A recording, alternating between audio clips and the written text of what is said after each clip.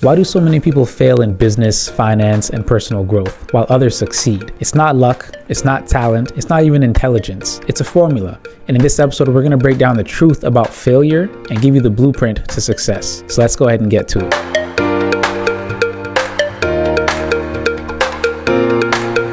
What's going on, everyone? Welcome to another episode of the Success Spectrum podcast. I'm your host, Kadeem McLean, and today we're just going to go ahead and dive right into it. The first thing we got to talk about are the three biggest reasons why people fail. And number one is lack of discipline and consistency.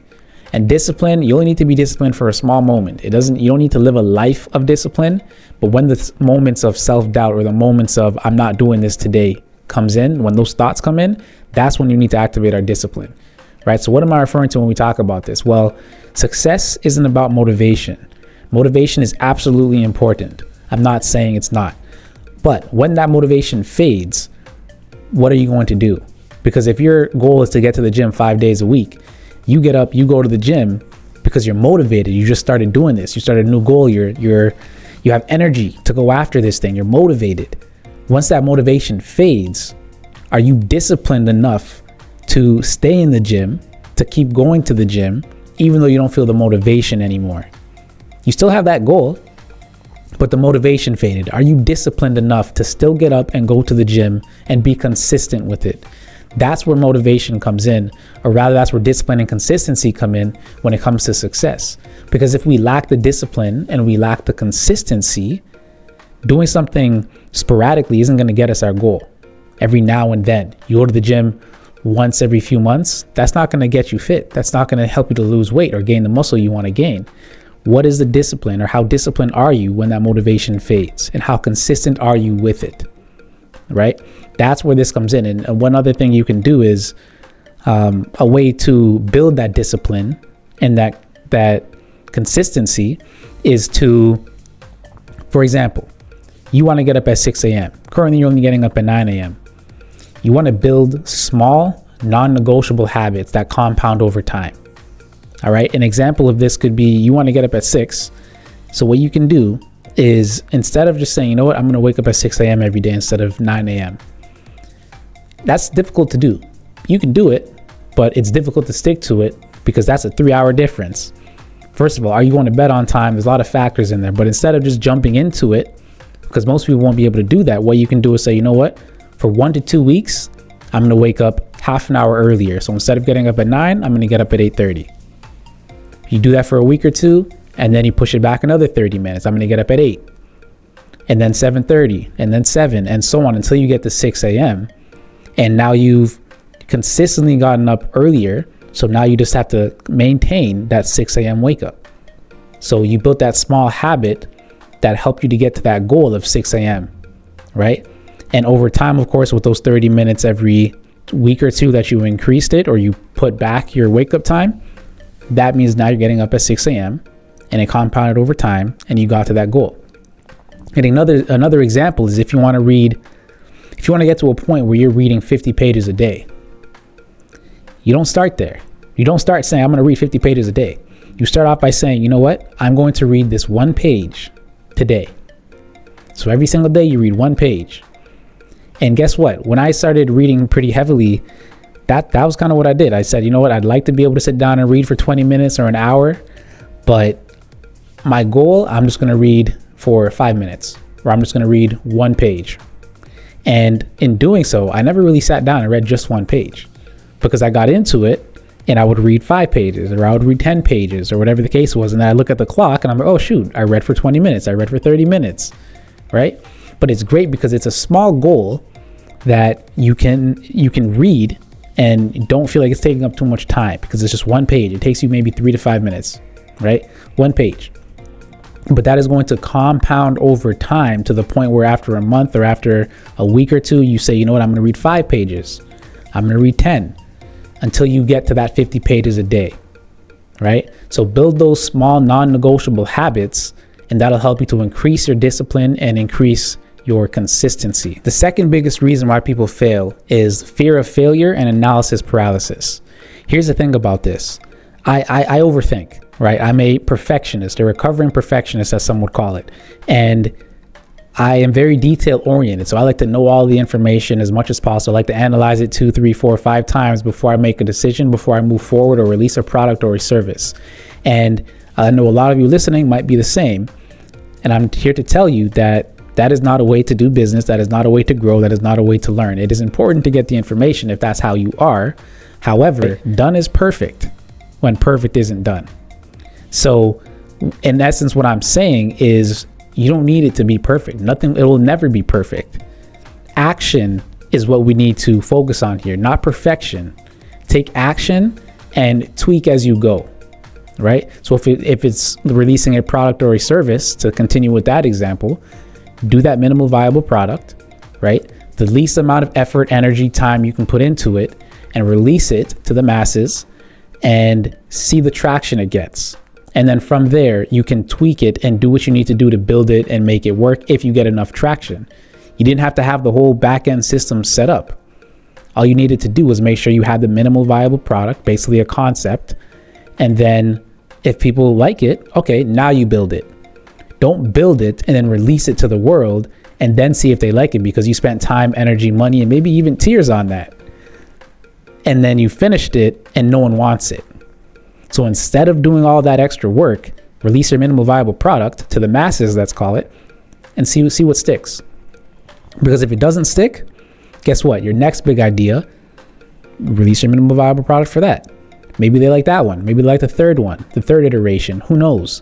But the idea is you didn't sit there and wait until it was perfect and completely done before you released it. All you really need, arguably, but if you ask me, all you really need is a way to render your service, your product, your solution, a way for the client to receive it, and a way for you to get paid. You don't necessarily need to have a website set up. You don't need to have much set up. Those are the 3 things you need: a way to render your service or product, for your client to receive it, and a way for you to get paid. That is it, right? But we want to sit there and make sure a whole back-end system is set up.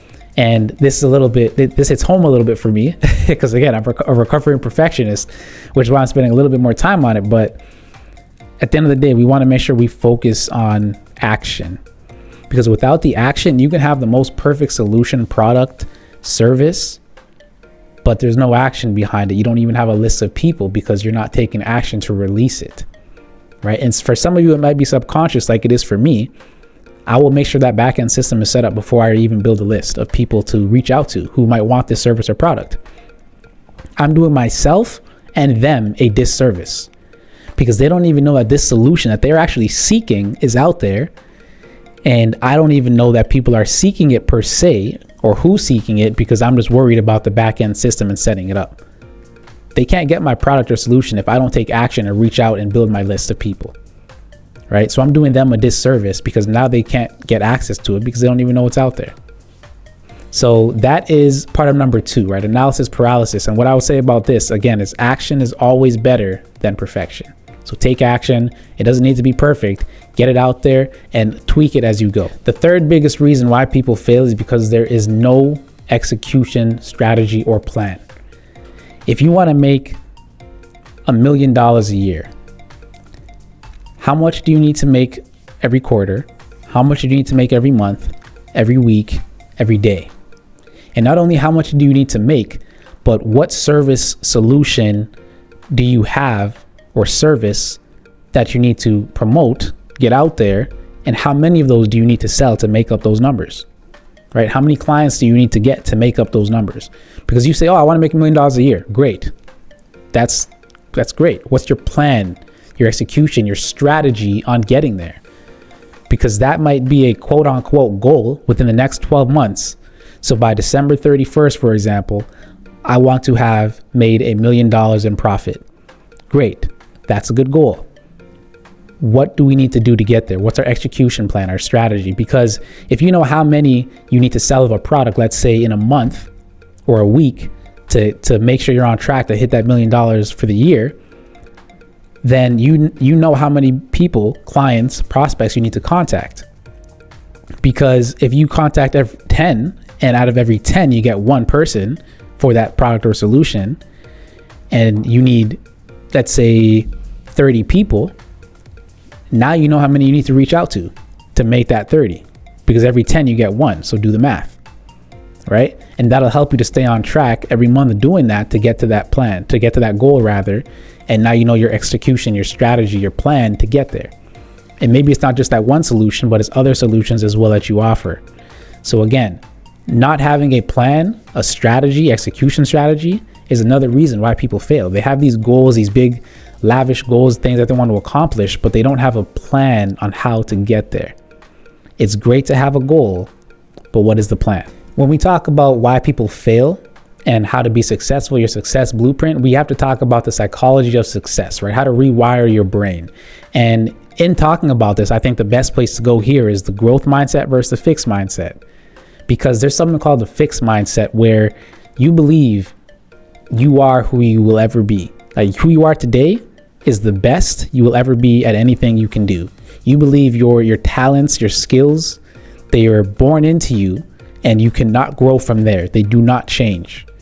You will never get better at anything because this is how you were born. That's a fixed mindset. You cannot get better at basketball. You cannot get better at math, at science. You cannot become a better speaker because this is how you were born and this is how it will always be. And that is not the truth, right? There are people who fall into that category and have that belief. And I would say break out of it as much as you can, because the growth mindset is where we really want to be if we're talking about success. With the fixed mindset, you will not be successful. With the growth mindset, you have that opportunity to be successful, because a growth mindset says, you know what, this is how I am today, but I don't want to stay here. I want to get over there. And over there, people are successful. People are reading a book a day. People are reaching out and going to big events and shaking hands with people who I want in my circle. So let me become that person who I want to be so I can get into that circle. That is a growth mindset. Every day I'm going to do X, Y, and Z to become that person and step into that new environment and shake hands with those people and become friends and acquaintances with those people, right? So a growth mindset says, right now I can only make 50 out of 100 shots, let's say in some type of, let's say basketball, but I'm going to practice. I'm going to put up hundreds of shots every single day until I can make 800 out of 1,000 shots, right? Or 70 out of 100 shots, or whatever the case might be. You believe you can get better. Your skills are, you're not locked into your skills and who you are today. You can become better. You can adapt. You can grow. Hence growth mindset, right? So we need to adapt or adopt rather this growth mindset if success is something that we want, because with that fixed mindset, it's not going to happen. And another point to this is, again, with the fixed mindset, you can't really do this next portion. You need to have a growth mindset, but an identity shift. An identity shift needs to occur within us, right? And what an identity shift is who's the person that you hear from the most in a day? Right? I want you to think about this. Whose voice do you hear the most in any given day? It's your voice, the voice that's inside, right? Your mind. You're constantly talking to yourself. You constantly have thoughts going on in your mind. And I believe they say out of the, don't quote me, but I think it's about 84,000 thoughts, something along those lines. And 80% of those thoughts are negative, right? On average. So if we have 80% of our 80,000 thoughts, or however many they are, that are negative, then we see ourselves as being down here. With thinking your identity is down here, you will never reach the heights that you want to get to. So we need to have an identity shift and speak positivity into ourselves. What do you hear the first 20 minutes of the morning? Because it's been said many times, the first 20 minutes of every morning when you wake up, your mind is most impressionable, right? Whatever you listen to, if you're checking your phone, you're, turning on the news at first 20 minutes, you're giving yourself negative information, depending on what you're looking at on your phone and depending on what's on the news, which mostly it's negative. But if you're turning on, motivational videos or music or positive affirmations, or, you're praying or whatever the case might be, that is feeding yourself positivity. Because now what that does is you're shaping the way your mind is going to be thinking throughout the day. Because if you listen to a song, the music you listen to, right? They say garbage in, garbage out. So what are you constantly feeding yourself? If you're listening to positive, uplifting music, then yes, over time, you're going to be repeating those lyrics to yourself in your mind, and you're already feeding yourself when you listen to it. But even when you're not listening to it, how many times throughout the day does music just come to you? Lyrics from songs. When you listen to positive music, there will be positive lyrics coming to your mind. And now you're feeding yourself that positivity, right? So again, having that identity shift, visualizing, right? Positive affirmations. These are things that will help you with that growth mindset to create that identity shift for yourself. Do you have a child in your life who loves to color? A niece, a nephew, a son, a daughter, a neighbor? Remember when we grew up, we did A for apple, B for banana, and so on? There's something new in town. It's going to change generations financially. It's called Money Magic, ABC. This is a financial coloring book. They get fun pictures to draw, to color in. But instead of A for apple, we got A for asset. We got B for budget. We got C for crowdfunding.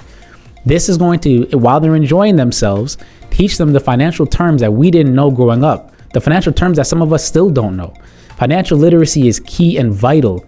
And instead of learning A for apple, learning A for asset at such a young age, it's going to change their financial mindset into the future. They'll be able to start off ahead of the ball, right? Ahead of the game.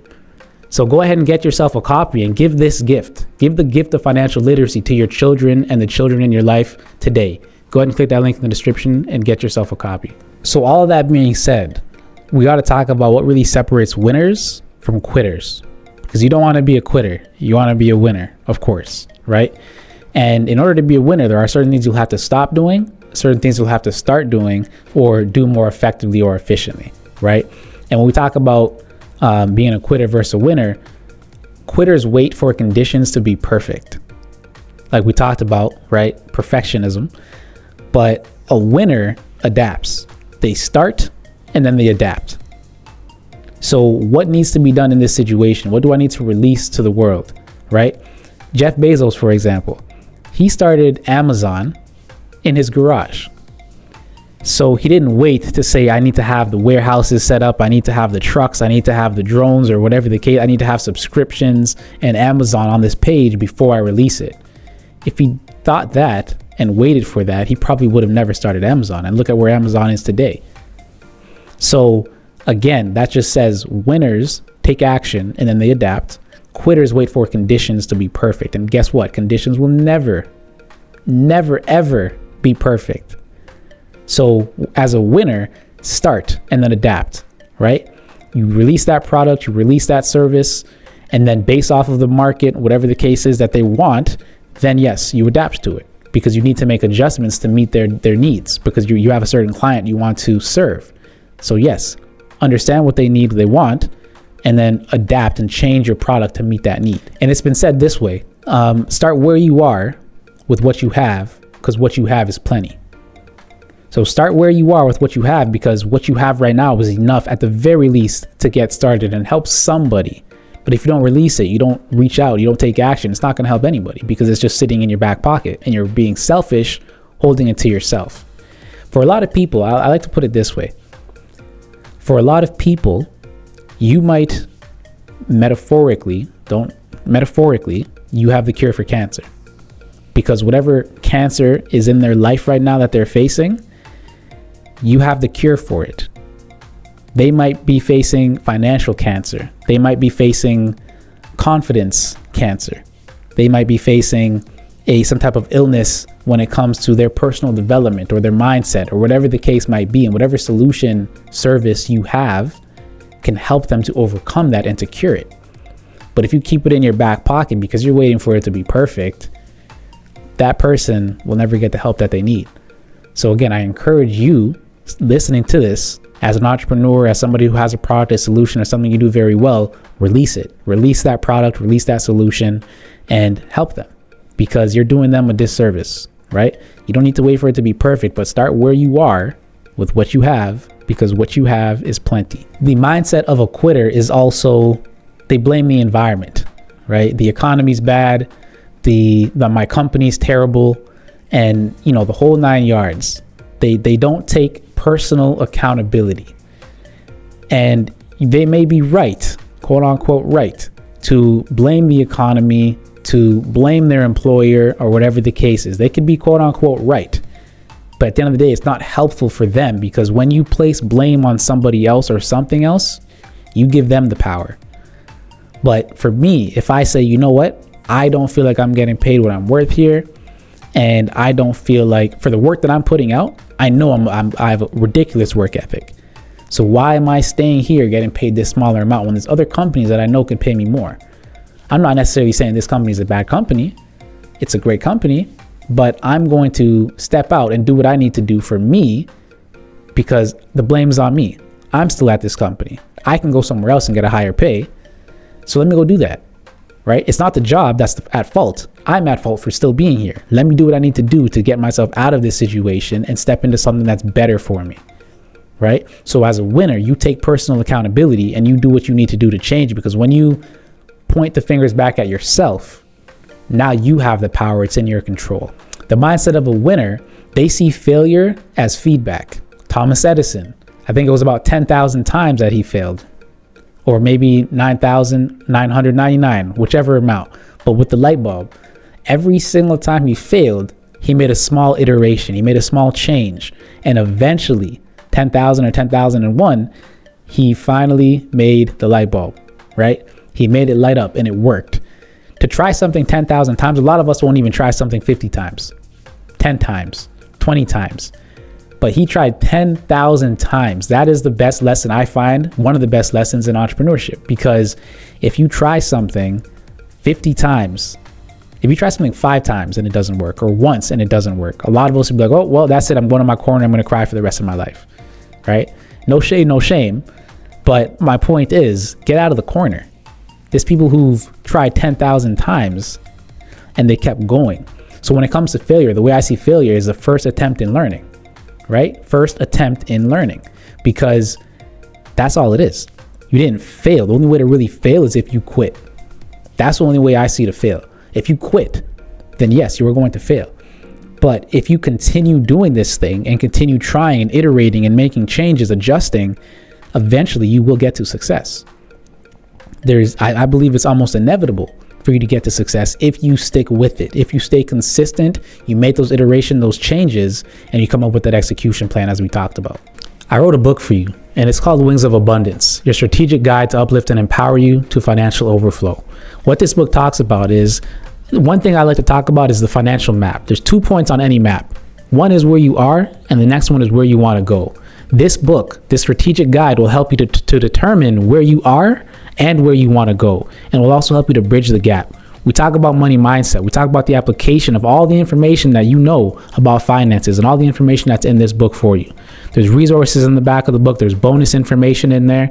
We talk about how to overcome debt, how to build wealth, generational wealth. There's so many different strategies in here that you can utilize for yourself to get you to where you want to be financially. So again, if this is something that sounds interesting to you or anybody you know, because it's written in a language that even teenagers could read it, go ahead and click that link in the description and get yourself a copy. So there's 5 points I want to give you quickly on how to build an unstoppable mindset. And these will all help you to, again, build that success blueprint for yourself and to overcome that mindset of failure or fixed mindset, right? Number 1, we got to talk about your clarity and your vision. We need to make sure we are very clear on our vision, our goals, our desires, and of course the plan. But to make it simple, again, that goal, right? The clarity on your vision. What is it you are after? What is it you're going for? What is the big vision you have for your life? Write it down. Yes, write it down. I know a lot of people don't like hearing that. Write it down, because when you write it down, you put it on paper, now it's something that can actually become real, right? It can become a reality. You just created a physical form for it, right? Write that thing down, because not only did you create a physical form for it when you wrote it down, but you made it more clear. It's concise. It's on paper. This is what I'm going after. Now you understand it better. It's not about anybody else understanding it. It's about you understanding it and knowing what you are going after. You put it on paper, it becomes clear, right? So write it down and know exactly what you want and why you want it. Daily execution and systems, right? So daily, what are your daily habits that you have? Do we need to adjust those so that we are in alignment with that vision that we have and the goals we created? The habit, for example, when it comes to losing weight, if you want to lose weight, the goal isn't to, rather the habit isn't to lose weight, right? That's the goal, to lose a certain amount of weight by a certain day, whatever the case is. Let's say that's the goal. But again, break it down daily. Work out every day. That's the goal. That's the habit. That's what we want to build. That's what we're going after, right? So you can break down your monthly goal into a daily goal. Check mark. hit the gym, did it. Check mark. Eat healthy, did it. Drink 4 bottles of water, check mark. That's the goal for the day, right? That's the habit we are building. So again, daily execution and systems. Mastering discipline over motivation. Motivation absolutely has its point. It's vital. It's needed. I'm not saying it's not. Don't get me wrong. However, again, when that motivation fades, what is your discipline? Are you going to do what needs to be done regardless of how you feel? Once that motivation fades, are you going to stick with it, right? Kobe Bryant waking up at 4 a.m. to shoot shots in the gym. He didn't want to do it every day? I'm sure he didn't want to do it every day. Those who are successful, we need to understand this. Those who are successful, it's not that they always feel like doing it. They don't always feel like doing it. But they've built the discipline to stick with it on the days they don't feel like doing it because they know where they are going. They have that clear vision. We go back to that. They have that clear vision in their mind to say, this is what I'm after and this is what I got to do to get there. So regardless of how I feel, I am going to make it to the gym at 4 a.m. I'm going to put up my shots. I'm going to do my exercises. And then when they come in for practice, I will practice with them as if I wasn't here earlier. And I'm going to give my all in every single thing that I do for this vision, for this goal to come to fruition.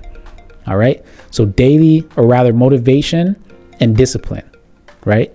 What are you going to do when that motivation fades? 4, surround yourself with the right people. This is so important. Surround yourself with the right people in the right environment, talking about the right things. What kind of conversations are you having? Are you having conversations where it's like, woe is me, right? Who moved my cheese, if you ever read that book? Or are you having conversations of elevation, conversations on a different wavelength, right? A higher mentality, because those are the type of conversations we need to be having and the type of people we need to surround ourselves with if we really want this success the way we said we want success. And success is different for everybody, but I'm speaking more generally, of course. So if we want success, growth, right, in whichever area of life, are we talking to the people who can feed that growth into us? Or are we talking to people who are speaking from a fixed mindset? Are we talking to people who are speaking from a growth mindset? It is up to you to determine. I don't know what your life is like, but at the end of the day, we need to make sure we are staying on that growth mindset, because a fixed mindset does not lead to success. All right, so surround yourself with the right people. And number 5, fail fast, learn fast, and move fast. Again, we don't want to sit there and constantly think about perfection, because those who are focused on perfection will never launch. But we need to launch our product, our solution, whatever the case is, and then iterate, make changes from there, adjust, and continue to tweak it and launch it, right? We don't wait until it's perfect, because done is perfect when perfect ain't done. We need to make sure we launch it and get it out there, fail fast, learn fast, and then move fast. So again, I repeat, success is not about luck or talent. It's a formula. And if you follow these principles that we talked about today, I can almost guarantee you that you will be successful. The only question is, how long will it take? And if you implement these things quickly and you stick with it, you're disciplined and motivated, or you even stay disciplined after the motivation fades, you're consistent with it, then you can compress that time frame ideally. So I got a question for you. What's one area that you need to improve when it comes to following the success formula? Drop it in the comments below so we can all share and communicate with one another. And again, I ask you, if you like this content that I've been putting out, you like the information, you found value in it, even if it was only for one moment, please like, share, and subscribe, right? Share this out with somebody who needs to hear it, because they may not hear it unless you share it. All right. So that's it for me, everybody. Kadeem here, and I'll see you in the next one.